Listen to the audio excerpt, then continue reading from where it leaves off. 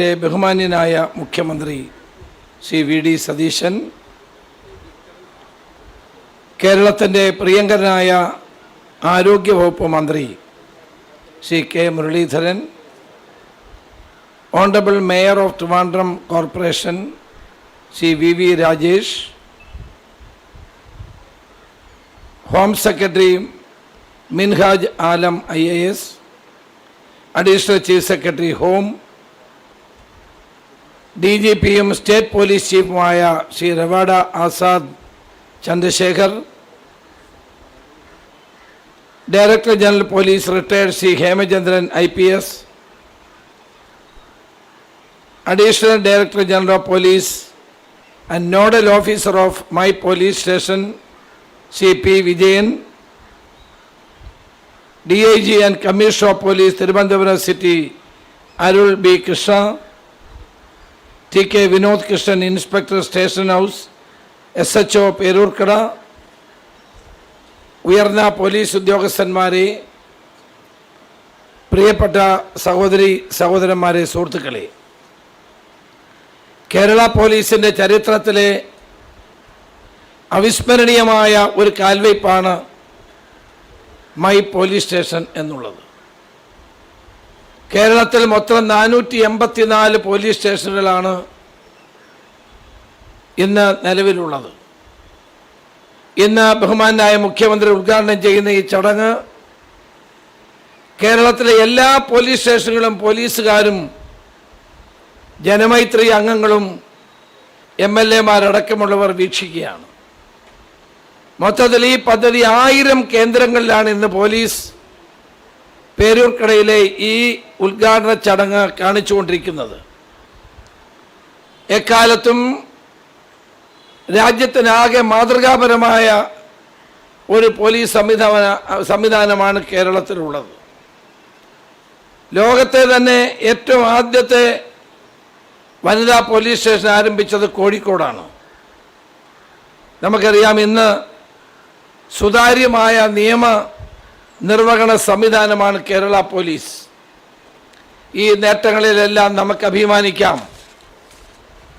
അത് നമുക്കെല്ലാവർക്കും സംതൃപ്തി നൽകുന്ന ഒരു കാര്യമാണ്. എന്നാൽ കുറെ കൂടി പരിഷ്കരണം ആവശ്യമാണ്. നമ്മുടെ സമൂഹത്തിൽ വരുന്നുകൊണ്ടിരിക്കുന്ന മാറ്റത്തിനനുസൃതമായി,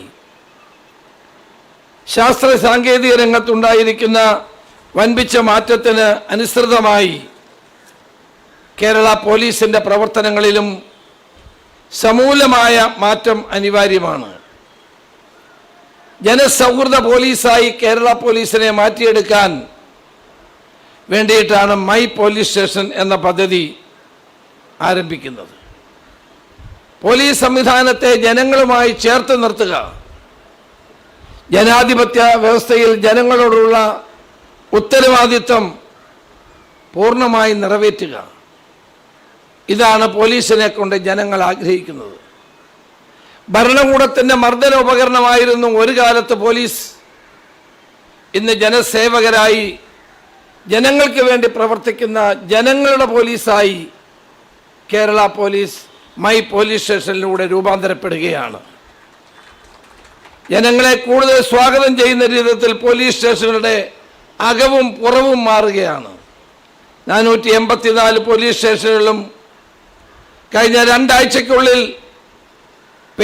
ഒരേ പെയിന്റ്, ഒരേ രീതി, ഒരേ പ്രവർത്തനം, ഒരേ ശൈലി, അതിനുള്ള നിർദ്ദേശമാണ് DGP നൽകിയത്. ഇന്ന് കേരളത്തിൽ സന്തോഷത്തോടെ പറയട്ടെ, എല്ലാ പോലീസ് സ്റ്റേഷനുകളും ഒരേ കളറിലുള്ള പോലീസ് സ്റ്റേഷനുകളായി മാറുകയാണ്. 484 പോലീസ് സ്റ്റേഷനുകളും കളറ് മാറുക മാത്രമല്ല, പ്രവർത്തനത്തിലും മാറ്റം വരികയാണ്. ഒരു പോലീസ് സ്റ്റേഷനിൽ ആരെങ്കിലും ചെന്നാൽ പഴയ കാലത്ത് വേണ്ടത്ര സൗഹൃദത്തോടെ അവരെ പെരുമാറുന്നില്ല എന്നുള്ള പരാതിയുണ്ട്. ഇന്ന് പോലീസ് സ്റ്റേഷനിലേക്ക് ചെന്നാൽ അവരെ സ്വാഗതം ചെയ്യുന്ന, അവർക്ക് ഗുഡ് മോർണിംഗ് പറയുന്ന, അവരെ സ്വീകരിക്കുന്ന, അവരോട് ഇരിക്കാൻ പറയുന്ന ഒരു പ്രവർത്തന ശൈലിയിലൂടെയാണ് പരാതിയുമായി വരുന്ന ആളുകളെ പോലീസ് സ്വീകരിക്കാൻ പോകുന്നത്. അകവും പുറവുമുള്ള മാറ്റം അത് പ്രവർത്തനത്തിലുള്ള മാറ്റം തന്നെയാണ്. ജനങ്ങൾ ആഗ്രഹിക്കുന്നത് അതാണ്. പണ്ടൊക്കെ ഏതെങ്കിലും കുറ്റകൃത്യമോ അല്ലെങ്കിൽ പരാതിയോ കൊടുക്കാൻ വേണ്ടിയാണ് പോലീസ് സ്റ്റേഷനിൽ പോകുന്നതെങ്കിൽ ഇന്നൊരു മൊബൈൽ ഫോൺ കളഞ്ഞു പോയാൽ ഓടിച്ചെല്ലുന്ന പോലീസ് സ്റ്റേഷനിലാണ്. ചെറിയ കാര്യങ്ങൾക്ക് പോലും ആളുകൾ പോകുന്ന പോലീസ് സ്റ്റേഷനിലാണ്. ഹൊറർ സിനിമയിലെ കെട്ടിടം പോലെയാണ് പല പോലീസ് സ്റ്റേഷനിലും ഉണ്ടായിരുന്നത്. പഴകി തുരുമ്പിച്ച വാഹനങ്ങൾ, വർഷങ്ങളായി മണൽ ലോറികൾ, അവിടെ പാമ്പും പഴുതാരയും നിറഞ്ഞ പോലീസ് സ്റ്റേഷൻ്റെ പ്രിമിസിസുകളാണ്, പരിസരങ്ങളാണ് നമ്മൾ കണ്ടതെങ്കിൽ കേരളത്തിലെ എല്ലാ പോലീസ് സ്റ്റേഷനിൽ നിന്നും ഈ പഴയ വാഹനങ്ങൾ മാറ്റാനും നമുക്ക് വിൽക്കാൻ കഴിയുന്ന വിറ്റ് ട്രഷറിയിലേക്ക് പണമടയ്ക്കാനും കോടതികളിൽ കിടക്കുന്ന കേസുണ്ടെങ്കിൽ ആ കോടതികളിൽ കേസ് പെട്ടെന്ന് തീർക്കാനും നിർദ്ദേശം കൊടുത്തു കഴിഞ്ഞിരിക്കുകയാണ്. ഇന്ന് കേരളത്തിലെ പോലീസ് സ്റ്റേഷൻ്റെ മുമ്പിൽ ആക്രിക്കടകളെ പോലെ പഴയ തുരുമ്പിച്ച വാഹനങ്ങൾ നിങ്ങൾക്ക് കാണാൻ കഴിയാത്ത സ്ഥിതി ഉണ്ടാകും. ഞാൻ എൻ്റെ ജീവിതത്തിൽ ഒരു പോലീസ് സ്റ്റേഷനിലും പോയിട്ടില്ല എന്ന വലിയ ആവേശത്തോടെ പറയുന്ന ആളുകൾ നമ്മുടെ നാട്ടിലുണ്ട്. പോലീസ് സ്റ്റേഷനിൽ കയറുന്ന കുറ്റവാളികളാണെന്നുള്ള ധ്വനി മാറണം. പോലീസ് സ്റ്റേഷനിൽ ചെല്ലുന്ന കുറ്റവാളികൾ മാത്രമല്ല, പോലീസ് സ്റ്റേഷൻ എന്ന വില്ലേജ് ഓഫീസും പഞ്ചായത്ത് ഓഫീസും പോലെ തന്നെ സേവന കേന്ദ്രങ്ങളാണ്. ആർക്കാണ് പോലീസിനെ പേടിക്കേണ്ടി വരുന്നത്? കുറ്റം ചെയ്തവർക്കാണ്, തെറ്റ് ചെയ്തവർക്കാണ്. അല്ലാത്ത ഒരാളും പോലീസിനെ പേടിക്കേണ്ട കാര്യമില്ല. എൻ്റെ അഭിപ്രായത്തിൽ നിങ്ങൾ പോലീസ് സ്റ്റേഷനിൽ കയറണം, അവിടെ നിന്നുള്ള സേവനങ്ങൾ സ്വീകരിക്കണം, പോലീസിങ്ങിന് അവരെ സഹായിക്കണം. ഇന്ന് ഓപ്പറേഷൻ തുഫാൻ വിജയിച്ചതിൻ്റെ പ്രധാന കാരണം ജനങ്ങളുടെ പിന്തുണയാണ് എന്ന് അഭിമാനപൂർവ്വം ഞാൻ പറയാൻ ആഗ്രഹിക്കുന്നു.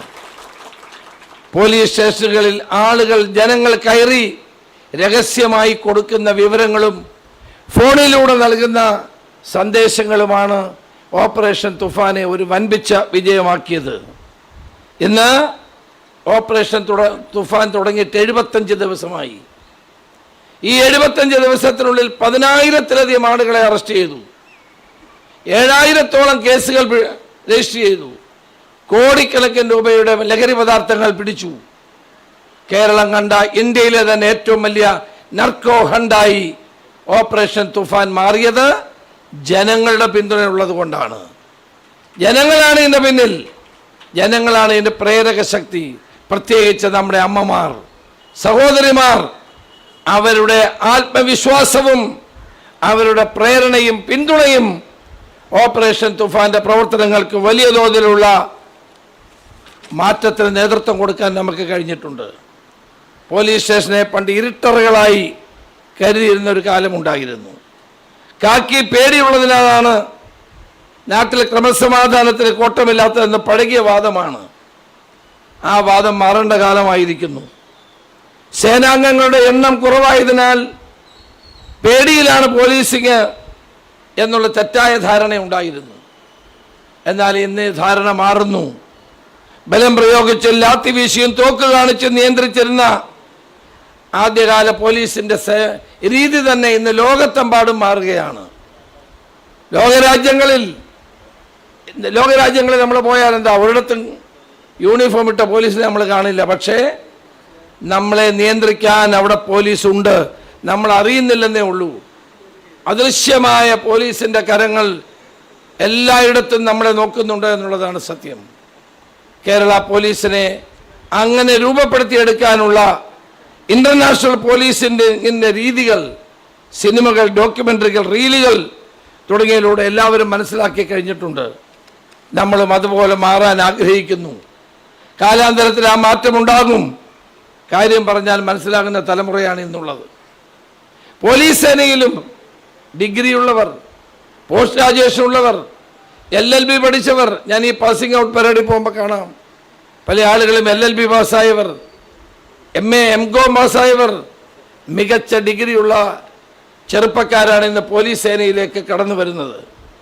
അതുകൊണ്ട് ഈ ജൻസി തലമുറയാണ് നാടിൻ്റെ യുവത്വം. ഇന്നത്തെ പോലീസ് പഴയ പോലീസ് അല്ലെന്ന് പറയാനുള്ള കാരണം വളരെ മാറ്റം പോലീസിൻ്റെ പ്രവർത്തനങ്ങളിൽ വന്നുകൊണ്ടിരിക്കുന്നു എന്നുള്ളത് കൊണ്ട് തന്നെയാണ്. നിയമം അറിയില്ല എന്നുള്ളതൊരു എക്സ്ക്യൂസ് അല്ല. എല്ലാവരും നിയമം അറിഞ്ഞിരിക്കണം. നിയമപാലകന്മാരാണ് പോലീസുകാർ. അവരാ നിയമത്തെ പാലിക്കാനും ഉറപ്പുവരുത്താനും ഉള്ള ഉത്തരവാദിത്വം ഏറ്റെടുക്കേണ്ടവർ തന്നെയാണ്. ഞാൻ ദീർഘിപ്പിക്കുന്നില്ല. ഈ മൈ പോലീസ് സ്റ്റേഷൻ കേരള പോലീസിൻ്റെ ചരിത്രത്തിലെ ഒരു മാറ്റത്തിന് തുടക്കം കുറിക്കുകയാണ്.